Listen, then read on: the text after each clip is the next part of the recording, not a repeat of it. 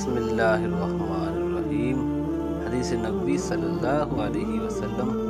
अल्लाह उसके चेहरे को रोशन रखे जो हदीस सुन के आगे भेजे।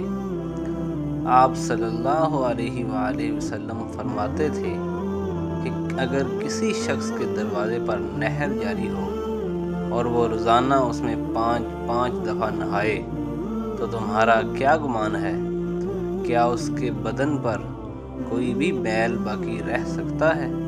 तो सहाबा कराम रज़ियल्लाहु ताला अन्हुम ने फरमाया, अर्ज़ की कि नहीं या रसूलल्लाह सल्लल्लाहु अलैहि वसल्लम, हरगिज़ नहीं।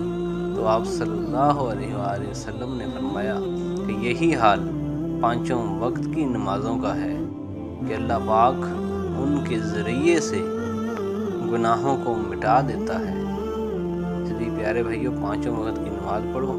वज़ू करने से आप साफ़ सुथरे हो जाएंगे। सब साफ़ सुथरे हो जाएंगे तो इंशाअल्लाह आप जन्नत में